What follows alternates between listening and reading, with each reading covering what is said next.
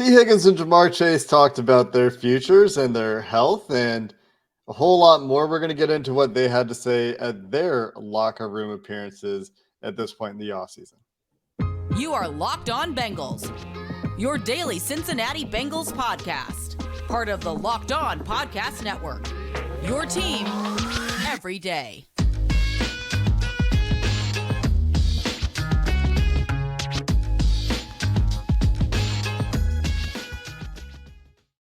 What up, Bengals fans, and welcome to another episode of the Locked On Bengals podcast. I'm your host, Jake Lisco. He's your host, James Rapine. We're the Locked On Bengals podcast on the Locked On Podcast Network, covering your team every day.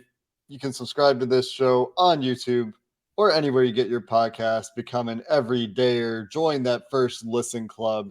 If you never heard the show before, that's just a bunch of Bengals fans that make us their first listen every day on their way to work or while they're making breakfast, whatever it is. And today, James, we dive into a couple of other superstars. The everydayers know that we had a big Joe Burrow episode yesterday as he had his offseason meeting with the media. And one of what I assume will be not a whole lot of media contact with Jamar Chase and T. Higgins, at least for a while here, also happened on Tuesday in the locker room. Got to hear some updates from Jamar Chase and T. Higgins. And let's start with Jamar Chase, shall we? The other former LSU megastar, now a Cincinnati Bengals megastar, had a lot of interesting things to talk about. What really stood out to me, James, and maybe this isn't what really stood out to you, but was when Jamar was talking about why he was at the OTAs and how he was encouraging T. Higgins to also come to the OTAs. And it reminded me last year of when he said he never wanted to come off the field. He said a big part of it is just fitness, getting that cardio level up, keeping that cardio level up, because he never wants to come off the field. He wants as many snaps on the field with T. Higgins specifically, which is why he said he encouraged T. Higgins to also get the extra work in as possible. And he was off to a good start in that respect last year, James, before his injury. And I'm sure that's just adding more fuel to the fire for him to try to stay on the field as much as possible.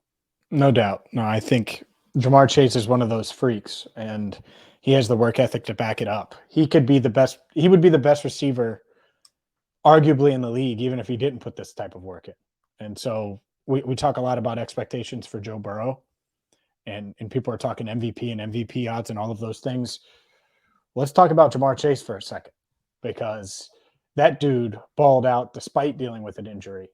And the best news that, and I guess you could have had this takeaway, had this thought, given the power clean video that went viral that we talked about, given some of the offseason workouts. But Jamar Chase, don't worry about that hip injury. I'm 100%. Boom, 100%. It's the best thing he said. It's the best thing anybody said, honestly, on Tuesday, because even the Burrow contract stuff, we'll see, right? But there was some speculation, certainly on our end. Will he need surgery? Is he going to have to deal with that hip? Is that going to linger? All of those things. Well, he's 100%. And to your point on the fitness aspect of things, he's doing all of the track work that he did last year, preparing the same way. I think he looks a little thicker too. I know people talked about Joe Burrow, but I think he's even in better shape now than he was a year ago, 2 years ago. Part of that is just age and continuing to lift and growing into his man body since he came into the league at a young age. He's just 23 years old now. So I expect Jamar Chase to have a monster year. And you would think, oh, well, he's thinking 2,000 yards. I know that was something he talked about last offseason. He's actually got his eye on TJ Houshmandzadeh's receptions record for a season, 112. And I remember when TJ caught that 112th pass, I believe it was 07. It was in a meaningless game. The Bengals were not 07? It sounds right. 06 or 07. Either way, the Bengals were not going to make the playoffs. He caught that pass. So hopefully Jamar eclipses that 112 mark, and it has a lot to do with the Bengals getting the 1 seed. Yeah, I mean, you hope that that's the outcome. I mean, he's talked about wanting to break every record. I love that he has different records in mind every year, just a little something different And he said he wasn't going to share all of his goals. That's not his only goal for this year. Obviously, the Super Bowl, the goal every year. That's one obvious one. You mentioned that he's looking a little stronger. It's crazy how good he's been, how young he's been. All of the research out there on wide receiver primes, wide receiver peaks, that sort of thing, those are happening from age 23 to age 30. He's entering his age 23 season. I mean, you're generally seeing the prime for guys later in their careers than 21, 22. I mean, almost always, even for some of the greats. The exception being Justin Jefferson, who had one of the best years ever in 2022. It was a 17-game season, but he was 23 years old for that season. And it's easy to remember, not easy to forget, that they came in 1 year after the other. Mm-hmm. And Jamar's a year younger. So he gets a chance to always do, okay, what we saw what Jefferson did, now let's see what Jamar did. But even some of the greats like Randy Moss, 26 and 30 were his most productive seasons in terms of age. Antonio Brown, 26, 27. Calvin Johnson, 26. Marvin Harrison, 30. Cooper Kupp's big year, 28. And that's why the age thing is so interesting and so impressive with Jamar Chase, is that he's just entering his age 23 season. And we've seen greatness from him already, but we should not expect to have seen his best. We should expect to see his best in the next handful of years in Cincinnati. And I think the interesting part of this is you mentioned the 112 receptions. Well, as a rookie, he wasn't used that way. It was go ball city. Last year, they found some different ways to get him the ball just throughout the offense. And obviously they moved him into the slot and those type of things. Hopefully they can have the nice mixture of both, where you're getting the big plays this year, you're getting the yards after catch plays. And we saw those last year, certainly, before the hip injury.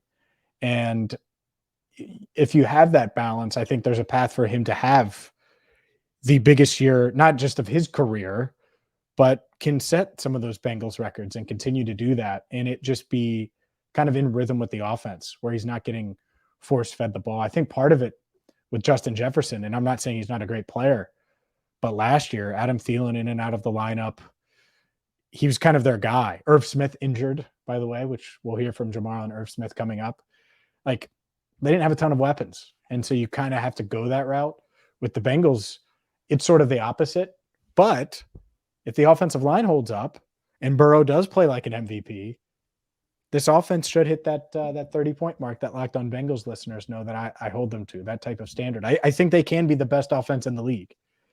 Partially, a big part of it. You have arguably the best quarterback, or second best, whatever you want to say, and then a guy in Jamar Chase who, by the end of this year, I think could establish himself as the best receiver in the league. I think that's possible. I'm not saying it's going to be signed, sealed, delivered, or that Vikings fans would sign off on it, or that even Raiders fans or whatever receiver you want to say is the best in the league. But I think Jamar is already in the conversation and could vault himself to that spot.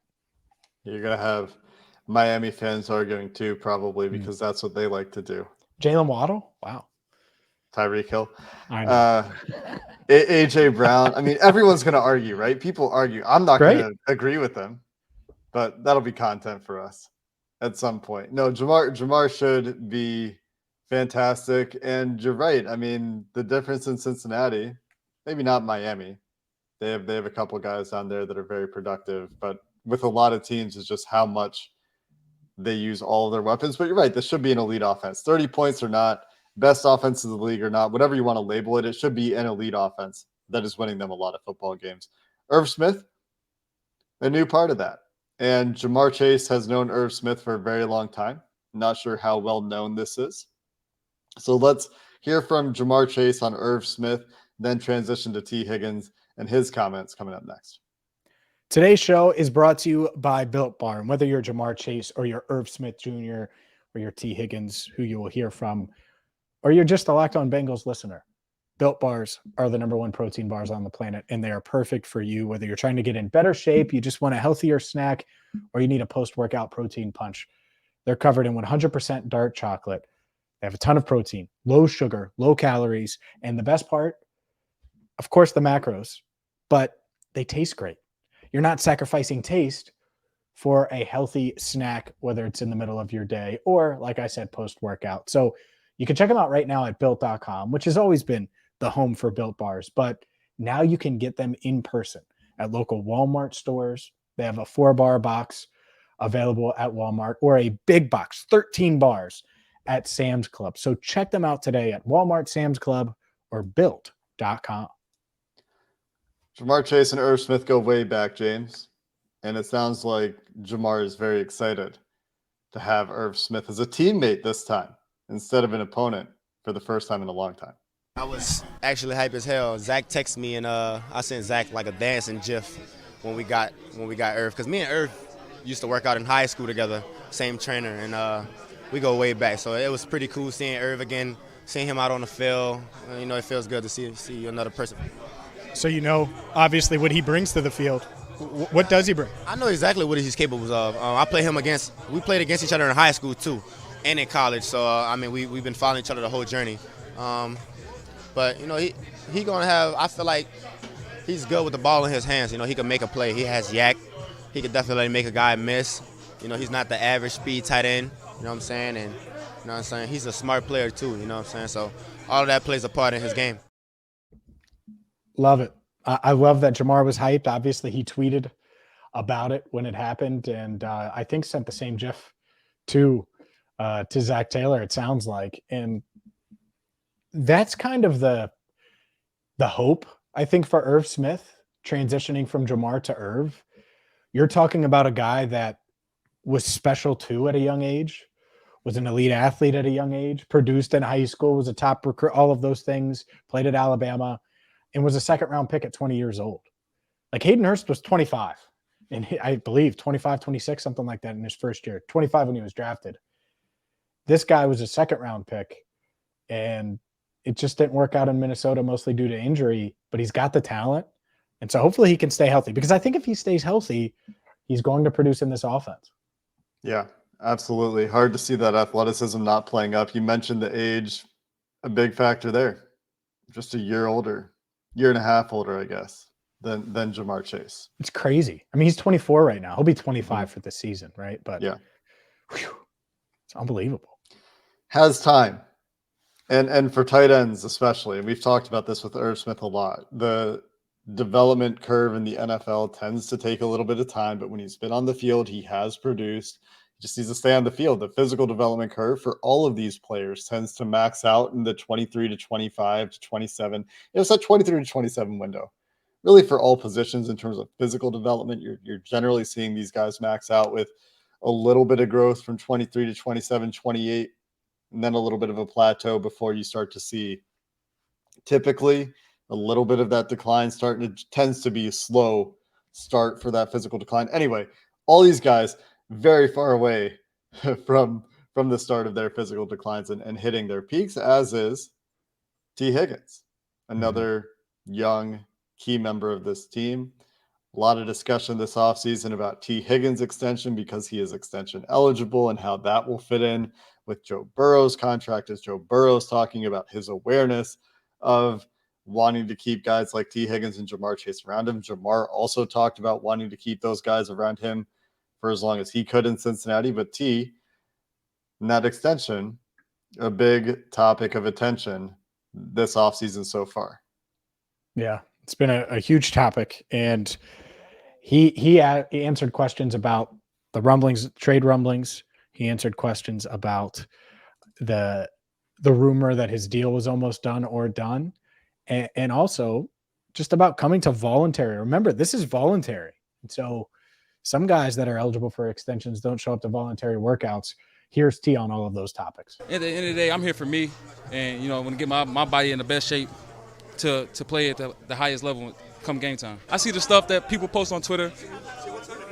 I see it. I don't really care. You know what I'm saying? At the end of the day, I know what's going on, and other people don't. So, did you buy any of the weird trade stuff before the combine that was out there? I'm sure you saw it. I seen it, but I wasn't tripping.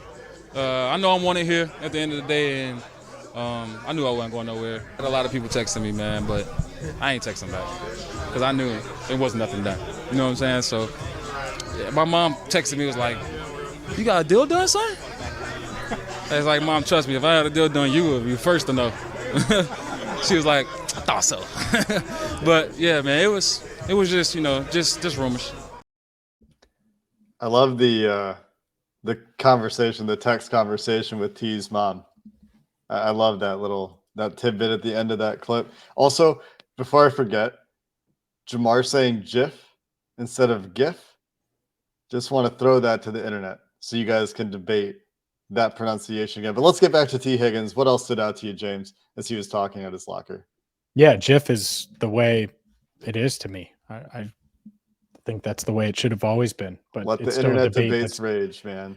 Forever. I mean, it's been that way for 15 years, I think, where there's been a debate about that. Mm-hmm. Literally, Jamar Chase was at like 8, and they were still talking about it. That said, T. Higgins, I think you're getting a couple of things. One, he wants to be in Cincinnati and is hoping a deal gets done, but is going to be a good soldier regardless. And I think that's the most important thing when you're talking about this season. He's not going to be a distraction. He's going to handle his business, and hopefully that deal comes. But the fact that he's there for voluntary stuff, it's big. And the fact that Jamar Chase and T have such a bond, that's part of the key here. You want to keep the band together. That matters. That matters a lot. It really does. If Jesse Bates came up and was in a safety room the entire time of his career, essentially, certainly the winning part of it, with a guy that was definitely staying, and I could say that about Jamar. I don't think there's a way the Bengals let him go anytime soon, regardless of an extension or not. You're talking what? 2 more years of a rookie deal, 5th-year option, then two tags, and I think he would be a rare 2-tag player. I mean, he's going to be here for 5 years, even if there is no extension. So I think that helps when it comes to hopefully keeping T around. Obviously, all of the other things, but he's going to be a good soldier and is putting in the time, is working hard, and hopefully he has a career year too. I mean, that's the part of it. He mentioned he was asked about goals this season. He said 3 1,000-yard receivers, obviously talking about Chase himself and Tyler Boyd, and get a ring. So I think those are realistic. I think those are honestly more realistic than at least the 1,000-yard marks than 112 receptions for Chase. I think that's going to be tough to do. Oh, I think Jamar can do the 112. Just for whatever my opinion is. Sure he can, but that's 30 more catches versus Boyd getting another 150 yards. I mean, he got to 107 in 15 games last year, including the playoffs. But it's 15 games. It's 15 games. Sure. If he's healthy for 17 games, then I mean he's on track to do that. He had 127 targets and 87 catches in 12 games. 127 targets was 14th in the NFL in 12 games. I think he can do 112. We'll see how the offense changes. But just based on last year, the trajectory for him to hit that number is there. They also had injuries. All 3 guys got hurt at different times. Hayden Hurst got hurt at some point as well. So, that plays a part in it for sure. And we'll see. We'll see about Boyd. Obviously, he hasn't hit the 1,000-yard mark since 2019. 800-yard mark. If it's 2,000-yard receivers and an 800-yard, I would book that. Obviously, came up a bit short last year, but it was one less game too. And in that game, I think he was against Buffalo, was probably gonna have a pretty big day. So, yeah, those. It's always tough for Tyler Boyd in this offense. Just the volume just not there for him with the way the ball gets spread around. But he's still a really good player, obviously. Also, last note on the GIF thing, which the official pronunciation, I think, GIF, originated in 1987. James, older than me. Older than the entire Bengals roster. I mean, my gosh. Not anymore it is, isn't it? I think it is. Yeah. They've lost their veteran special teamers. Unbelievable. Up next, we have more from T. Higgins, one more clip, and then Ted Karras on Orlando Brown Jr. And the T one you're going to want to hear because it's about his number change. and he seemed pretty excited about it. I think we're all excited about T. Higgins getting into the single digits, back to the number that he wore at Clemson, but probably not as excited as T. James. What do you think? I agree with you, and don't let me say it for you. Let's hear from T. Obviously, we knew about the number change, but how did it feel to put the 5 on? It felt good, my boy. It felt good. I'm not gonna lie, man. It feel good to be back in the 5. A lot of work to be done, in this number, and hopefully I can keep that 5 legacy going in the family. Good stuff. Stoked. I mean, it's going to translate to on-field results is my takeaway there. When you feel good, you look good, you play good, man. Did you see the way he looked at me? Like, this is the advantage if you're listening to subscribe to our YouTube channel as well, because you could just go to this clip. It felt good, my boy. Like, he was all smiling, all excited. And he's known about this for a year and a half, 2 years. So, yeah, I think he looks good in it, by the way. That's the other part. I don't think we've necessarily talked about it. And the Bengals were on this on Tuesday, the 9 to 5 connection. Mm-hmm. I haven't worked a 9 to 5 in plenty of years, and I'm blessed to not have had to do that recently. But I love that you can say that. Imagine the radio calls with Dan Horde. 9 to 5. Oh, Lapham wooing in the background. It's going to be pretty good. So hopefully we hear that, let's say 12 times this year in the end zone. That would be nice. Yeah, that's a lot of touchdowns. I like touchdowns. Do you like touchdowns? If Burrow throws for 55, double nickel, then 55. There's going to be a lot. See, I set the bar high, Jake. You're talking about 112. I'm talking about 55 tutties. You said you thought 55 was a lot of or 112 was a lot of catches. It is a lot of catches. I'm thinking 20 touchdowns for Jamar. Receptions, and there's a lot of receivers get receptions. What's the single season touchdown record? Receptions, I believe Carl Pickens has it with 17. Passing, is it 54? Is that why you said 55? What did Peyton Manning get in Denver? That's it. It was a while ago. I mean, in the last few years, 48 in 2020. 55. It's 55. It is 55. Okay. 2013, his first year in Denver. Yeah, he was. That's when he had that big tight end. He had Demaryius Thomas and Emmanuel Sanders, Wes Welker. They were loaded. In the last 5 years, there was a 50, which is Mahomes in 2018, and Rodgers in 2020 got to 48. And those are the biggest, like by far the biggest. There's also a 43 in 2021. I think those are the only ones in the high 40s or 50s. And Burrow got to 35 last year, so he would have to double, not double it, but it would have to add 20 to it to get. It wouldn't shock me, especially if they get to my 30-point threshold that I am expecting. The amount of preseason hype around Joe Burrow and the MVP candidacy, if you want to see him get there, 55 touchdown passes is most likely a way to seal that up. Guaranteed. He's guaranteed the MVP if he does that. If you go to 55, and no one else does like 56. Sure. Yeah, I guess Mahomes if he does 65, which he won't. Yeah. Wouldn't that suck? That's like the home run record in 98. Yeah. It was McGuire, Sammy Sosa. Yeah. And Ken Griffey Jr. had like 60 or 56 or something. And it's like Griffey's killing it, and he's not doing it on roids. Not that Mahomes is on roids. That's not what I'm saying. But he's doing it clean, and you roid ragers over here are playing better. That's my Griffey bias, of course. But it's true. I mean, geez, 56 home runs, and it went under the radar. 56 in back-to-back seasons in 97 and 98 for Ken Griffey. He's unbelievable. Best swing in the history of the game. Oh, man. Most aesthetically pleasing. One of the most aesthetically pleasing things in sports, but we digress. Let's get back on to the topic at hand. Joe Burrow had some praise for Orlando Brown yesterday. We talked very briefly about that. Was very excited to have him in the building and talked up his character and his fit in the locker room. But Ted Karras also very, very bullish on the Bengals' new left tackle. High energy guy, brings it every single day.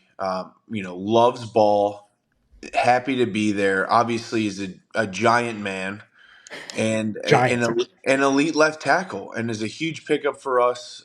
He's going to fit in our offense amazing. Culturally, he's going to be a culture driver, a guy that he's going to be vocal in the locker room. I can't wait for our relationships all to develop between, me, him, and Kappa. We have so many great leaders in the O-line, and we need to come ready to go come this fall. They do. And that's the other argument, right? When we're talking about 112 catches or 3,000-yard receivers or 55 touchdowns, if this offensive line takes another step and can protect, where is the flaw? Like, obviously, health is always the case. You could say that about every team in the NFL. But there isn't really a true flaw where you would say, oh, well, Joe can't hit that mark. They're going to throw it a ton. I think they're going to throw it more now than ever. I could see this offense hitting numbers and marks that we haven't seen before and being much more consistent, because I think they've had some ebbs and flows over the past couple of seasons that I don't anticipate them having, assuming they stay healthy. Yeah, I mean, health always a big factor that we can't really predict or talk about, but we have to throw in as a caveat every time we talk about expectations for a season, right? Yep. You can't predict it, but it's always a factor. It's always a variable. Yeah, the way this offensive line comes together is going to be really interesting. I'm excited to see what Orlando Brown does out there, how Cordell Volson develops, and then the question mark at right tackle, right? Is what's going to actually play out there. Joe Burrow yesterday, we talked about his comments on Jonah Williams and, acknowledging the business side of things, acknowledging how important Jonah is. I think we still have the expectation here that Jonah's going to start at right tackle. Ted Karras essentially saying something similar. Would love to have Jonah at right tackle. There's going to be some competition. We'll have to see how it all plays out because they don't know exactly what's going to happen there, but all reports still indicating that he will be there for the mandatory part of the offseason program, and it's going to probably play right tackle for the Bengals this year. And so, go ahead. No, I just, if that happens, I feel pretty good about this line. Obviously, there's the Lyle question mark, but there are a lot of us, a lot of listeners that are high on Jackson Carman. And so if you're high on him, that's great. He could be an awesome option at swing tackle. And you feel pretty good, I think, about potentially Max Sharping, who I want to mention was snapping the ball. Just want to throw that out there. I'm not saying that he's in front of Trey Hill by any stretch, but that's another option, I think, that they're at least exploring as a guy who could give them center reps if needed, maybe in a pinch or an emergency. Point is the more quality backups you have, the better. And Jonah coming back, it would allow that to happen. So hopefully that happens too. Part of the offseason where you just work the interior guys a little bit of work all over the place in different positions. Might not be anything. You're right. Might not be anything. Because Ben Brown still there, still could compete, right? Last year's one of the more notable undrafted free agent signings, the interior offensive lineman Ben Brown, could be competing for that center backup job as well. But depth, I mean, yeah, that's important. And part of me wonders, and this is a whole other thing, but if Jackson Carman has flipped the switch, right? What if they had just left him at left guard the whole time and he flipped the switch? Now that you have all this tackle depth on the team, and it'll be great to have if he turns into like quality swing tackle or better, a starter level starter level tackle, that's better. That's more valuable, right? So then kudos to them for making that decision. And people are going to call this Cordell Volson slander, and I'm excited to see what he does this year. But if there was a weak link, if Jonah's the right tackle, it's still, let's see what Cordell Volson is, who had his ups and downs last year, right? People really like him because he's got the work ethic. He says all the right things and all that stuff, but has those athletic limitations where, I don't know. It's a big tangent, and people are going to probably be upset that I'm bringing Cordell Volson up. No. I'm talking about Jackson Carman here. This is a whole conversation that we can have at a later show, but there are plenty of guys that have something to prove. Mm-hmm. I've talked plenty about how Jackson Carman has plenty to prove. Well, Cordell Volson isn't alone, or he's not out of that category. He's still in it, and I think he knows that. And so, yeah, maybe we should. That's a good topic. Let's put that on the docket here, because Cordell Volson, we can explore that some more, because There's some stuff there, I think, and potentially just really good stuff.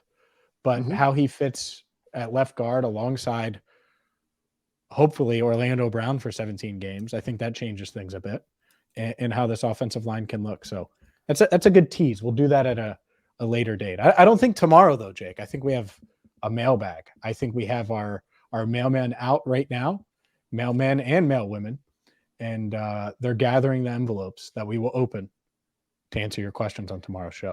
Yeah, we'll get into a mailbag tomorrow to wrap up the week. And Cordell Volson led the Bengals offense in snaps last year. He was on the field a ton for them, 1,305 snaps. So I don't mean to just to you hate him. Last just say it. Just say you hate him. I don't at all. And you hate him because he played at North Dakota State. Say it. You just don't What? like the Bison. What? You don't like Bison. That's ridiculous. Bison are pretty cool. You said it. I said what?